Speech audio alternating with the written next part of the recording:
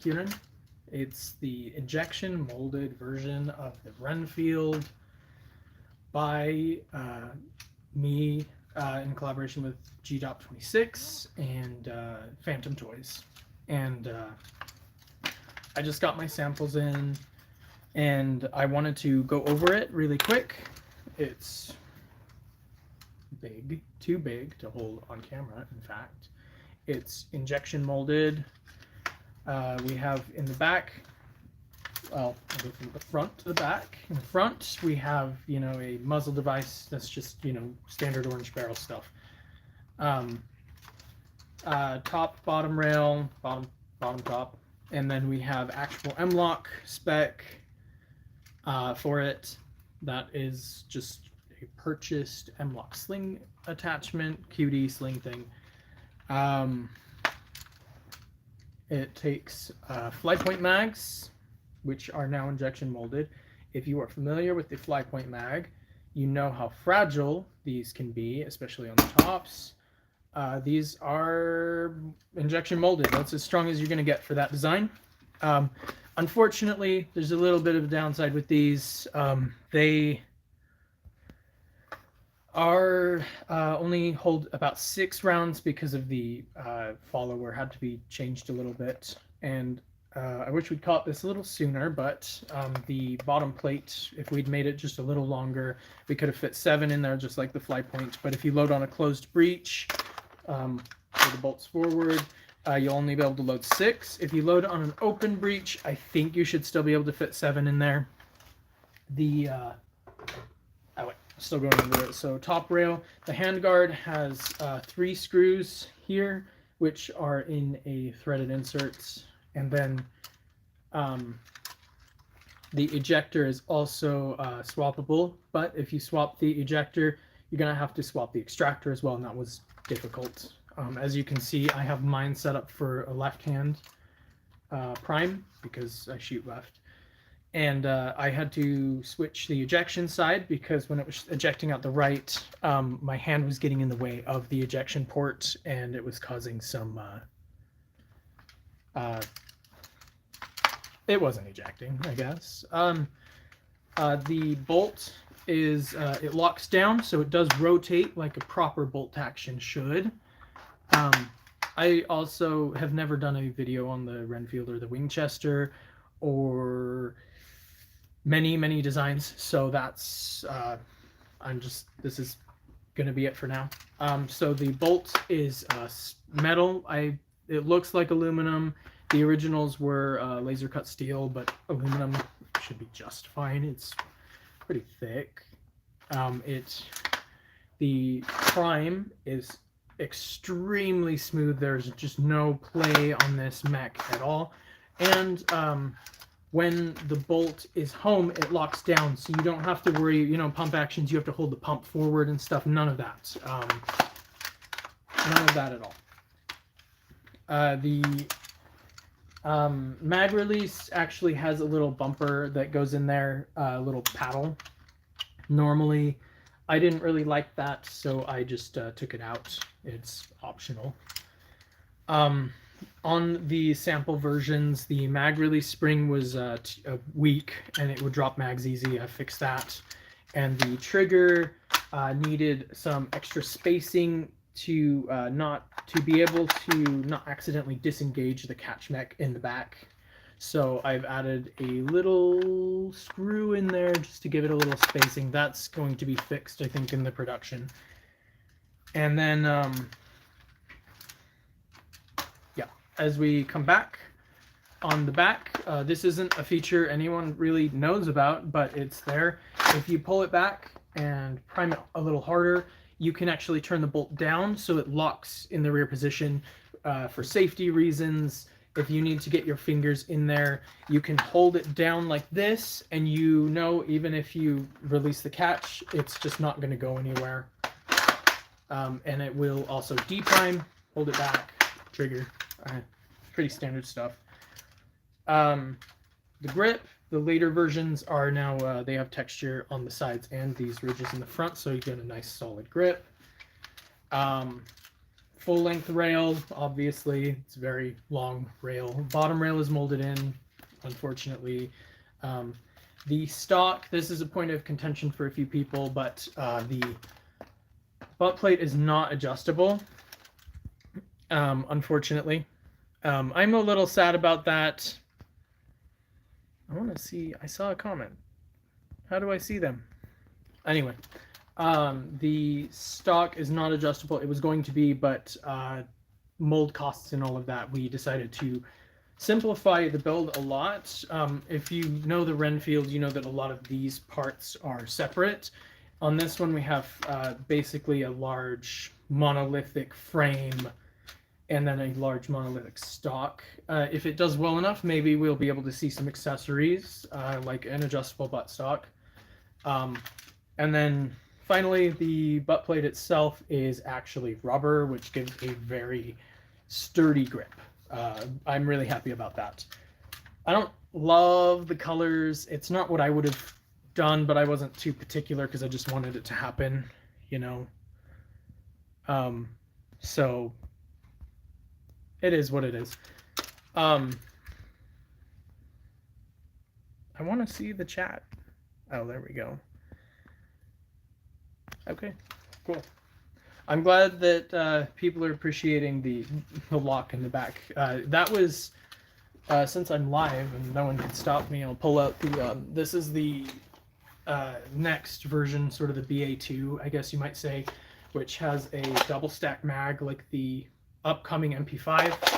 And it's where I developed that locking back system, because you have to top load it, or you can, and you get your fingers in there. We needed an extra safety to make sure that no one was going to get their fingers crushed by it, or fewer people were going to get their fingers crushed by it.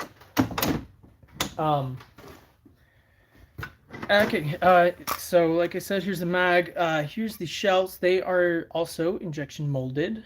Got a nice little A on them, I assume for type A.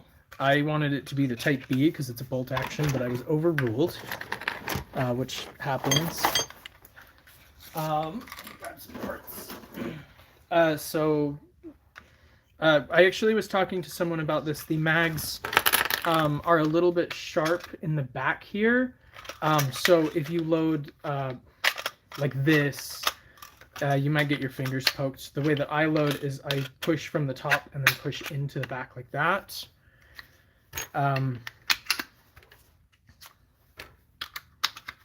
Just a little shell loading action for you guys, because that is...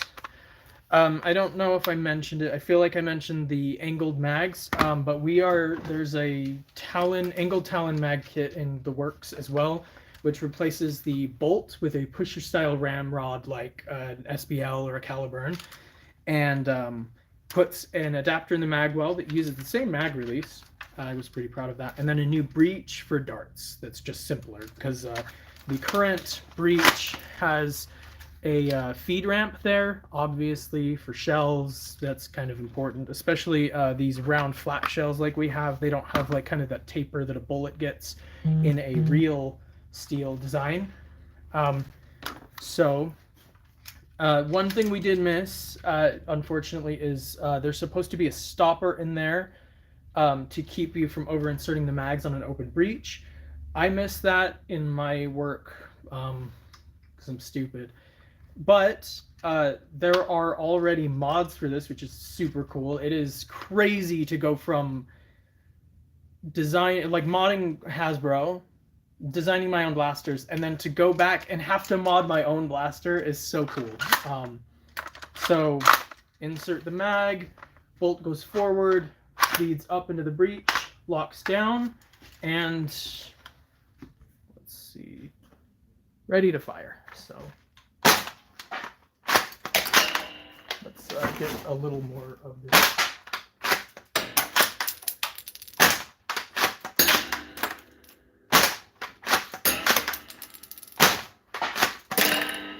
Just like the original Renfield, when the mag is empty, the bolt hits the mag follower, so it will stop. So if you're just going really fast, you'll hit a physical stop, so you know that you need to reload.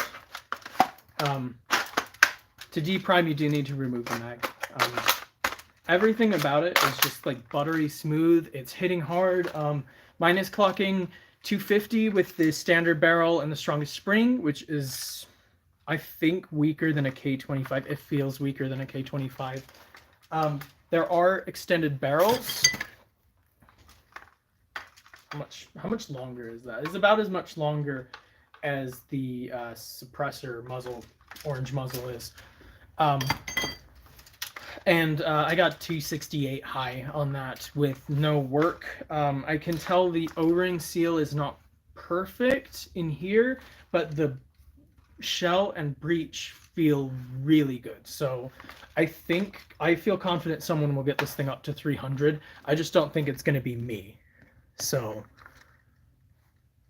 okay, let me look at these comments. So, okay, it's being super janky. So this is the injection molded one. To go back to the second comment. Wait, what order are these in? Oh, yeah. Okay, the butt plate is removable like this. I think you just undo a few screws. It's just like kind of clamped in. So you'd undo a couple of screws and you could put a spacer in if you need it longer. I think, let me actually measure that.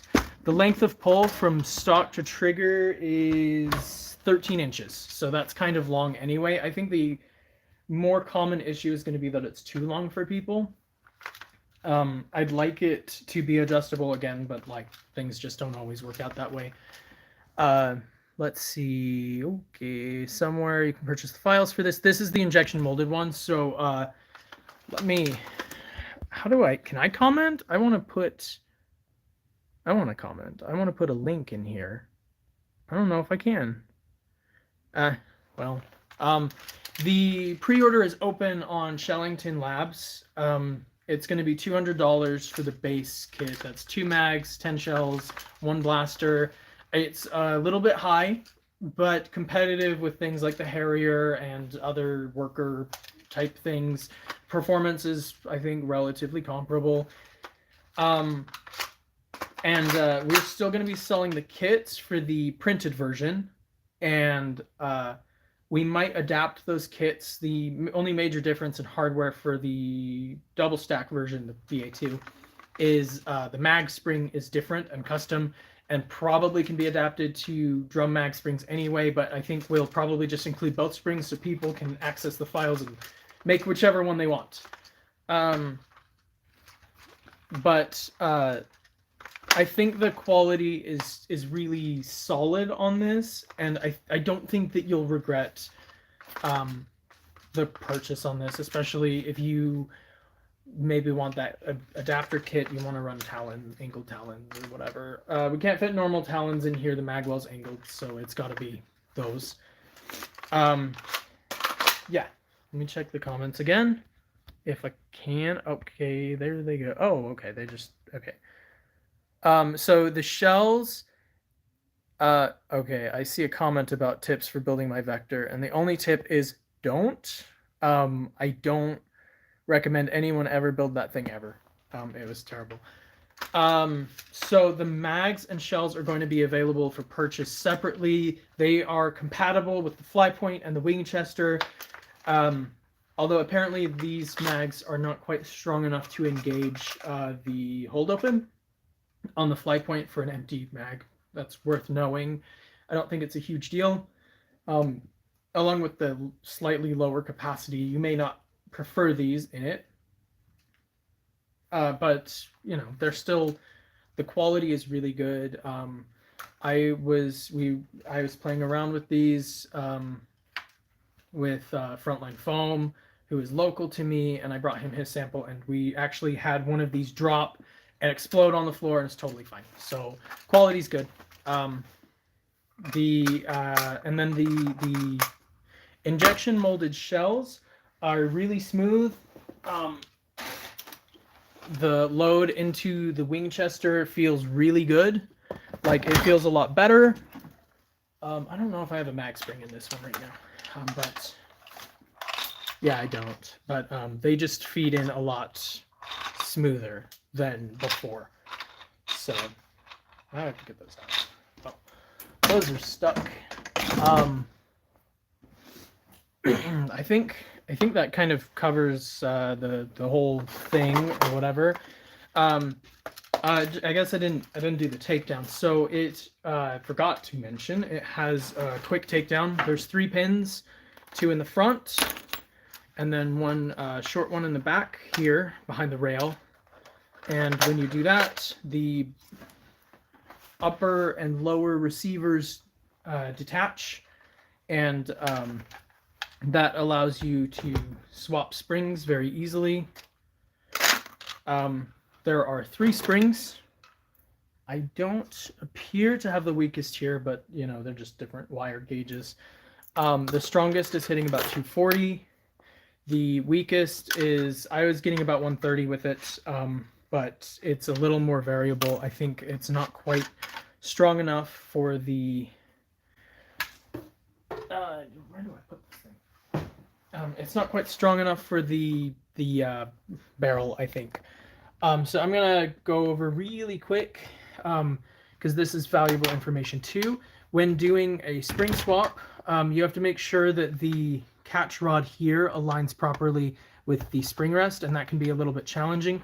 I find the easiest way to do it is to take the entire bolt assembly and just take it, shove it in there, take the front, prime it till it's caught, keep your hands far away from the trigger, and then these will just slide together like so, and you pull the bolt up to allow it to move in, and then just throw some pins in there. So,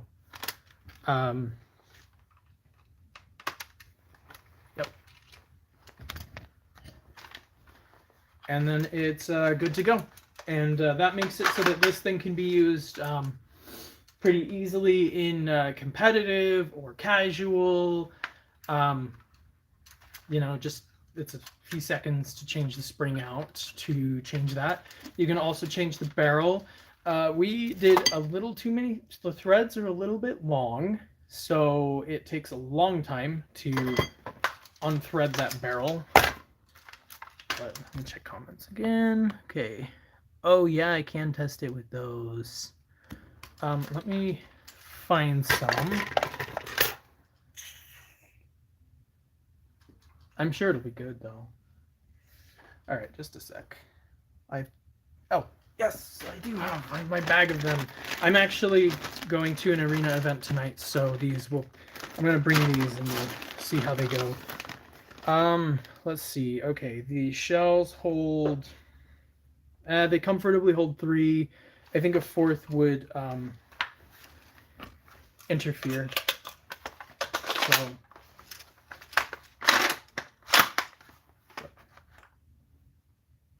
I feel like, no, okay. I thought I saw it drop one of the balls, but okay, let's see. Back to the target. Sorry guys, my garage is really dirty. That was a pretty decent spread. Not as good, obviously, as darts, but that's, you know, it's capable of it because shells. So, okay. So, yeah, I think that's a pretty solid overview. I was going to change the barrel for you guys, because, you know, I thought you should see me suffer. Told you, it's just so much threads. I'm not going to have to be able to leave the long barrel in because it's a low FPS event. And I'm not sure, again, I don't know how standard the threads are on this, but we will eventually have the longer barrels. Maybe we'll have an even longer barrel, I don't know, available eventually for purchase. And, you know, hopefully we'll have some more accessories and things too. I would really like that. As you can see, it was really easy to just kit this thing out. I added a sling point, 3 sights, sling quick cutie thing here on the M lock. So, I wonder if my chrono... Just one sec, guys. I'm going to do some chrono testing for you.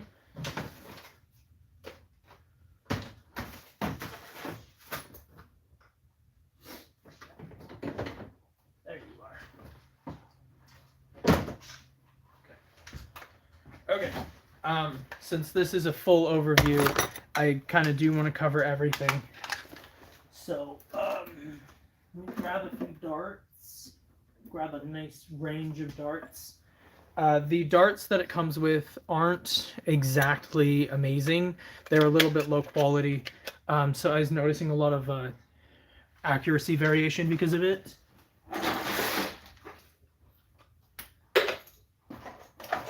All my shit.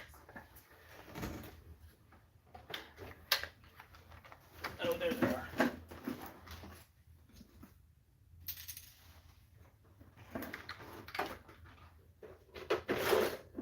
Huh. Okay. Oh, whoops. Okay, so I have a worker red one. Oh, that one's a painted shell. I have a bamboo, the yellow bamboo. I have a black AF Pro. And I need just one more shell.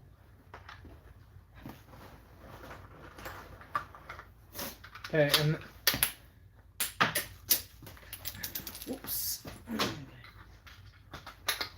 And then I have a green bamboo, which is my personal favorite. So we'll see how this is the strongest spring and the longest barrel. I'll just do some chrono testing of this.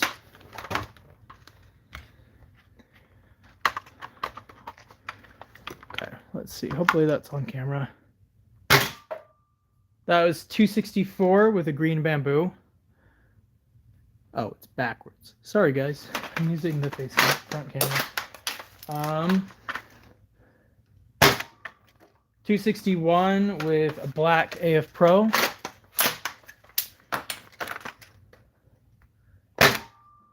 252 with the red worker darts. Those are the heaviest, so I expect them to be the lowest velocity. And then this will be artificially high because it's a yellow bamboo dart. 289. I do like those ones because they just give you such nice numbers. And in the Winchester, where I don't have a SCAR device or anything, and I have relatively low velocity at like 180, 190, the yellow bamboo darts are actually totally killer, but they're not the best dart that's available. So, okay, I think that is all of the comments are there. I think I've answered every comment. So yeah, if you want a performance shell ejecting blaster, and I understand a lot of the hang-ups with shells, I understand they are a lot more work.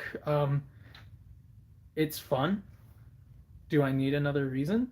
But beyond that, you do not get folded dart jams. You don't get double feeds. Every malfunction that you get in a blaster that uses shells is going to be like a real steel equivalent, like a stovepipe or a failure to extract. They're all easy to clear.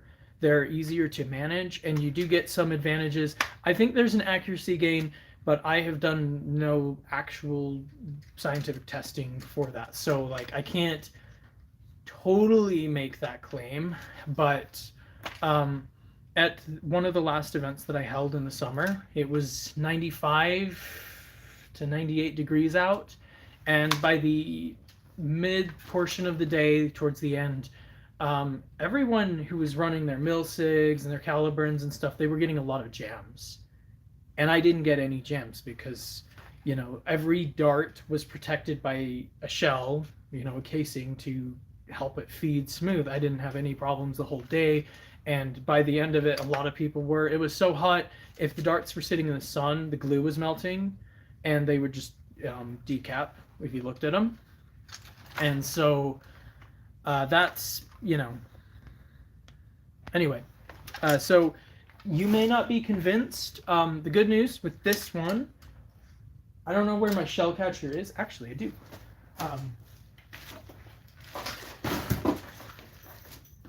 Let's see if it fits. It should. Oh shit! I stepped on everything. Okay. So the good news with this one over the Winchester, because of the reloading on the Winchester, you can't do this. you can have an ammo bag on this that's clearly upside down from how it's supposed to be. I actually saw a gameplay video out of China where they had a right-handed or Kirin ejecting out the left with a bag on the left. So they already had it figured out that they could just eject out to where they'd catch every shell and then keep their hand clear. But you can, just put a shell catching bag, a brass catcher or whatever on it. The Picatinny ones would probably work. This one is just a fold over strap.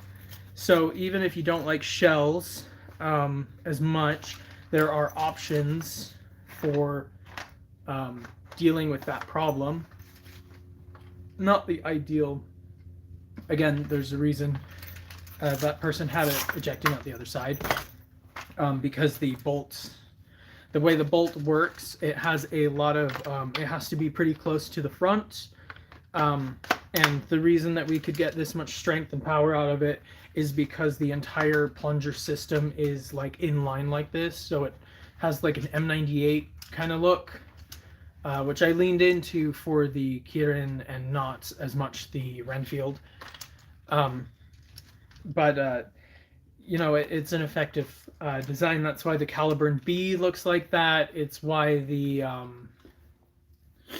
even like the Ranger has that plunger tube coming out of the back over the grip, because unless you can somehow shrink down the entire catch assembly into a smaller format, which you can do with a turnaround like the Lynx.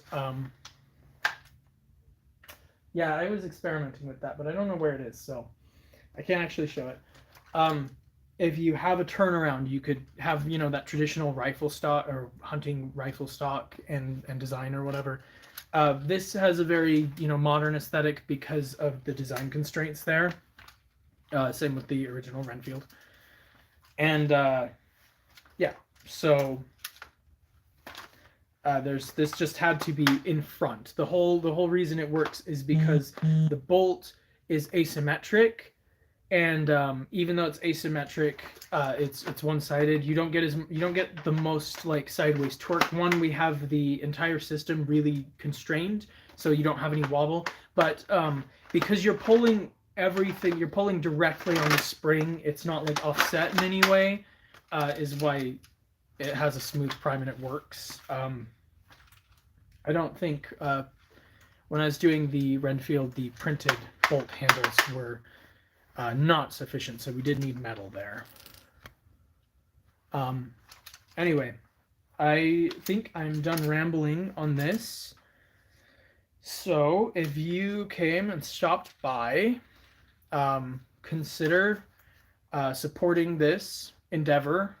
This is a first for the community, I'd say. Like, we have a community designed blaster that's been injection molded, like, by members of the community. Like, I did the work to make it. I did the mold conversion for the most part. There were things, obviously, that like I didn't know how to do, and the factory took care of and adjusted and things. But this is my design that has been converted by me and G.26 and James with Phantom Toys. It is in line with what the community generally values, other than the shell thing. People wanted it. I swear people want shells. And so consider, if you're looking for something like this, the pre-order is open on shellingtonlabs.com, and I think that this is very exciting time. I don't know if I gushed enough for that to come across, but this is super exciting for me as a member of the community. This is like a dream come true. I have wanted this since I started printing blasters. No shade on printing. I love 3D printing. I love 3D printed blasters. It is really exciting to be able to take something to the next step of what is possible. So, if it's something you'd like, consider it. Thanks for watching, guys.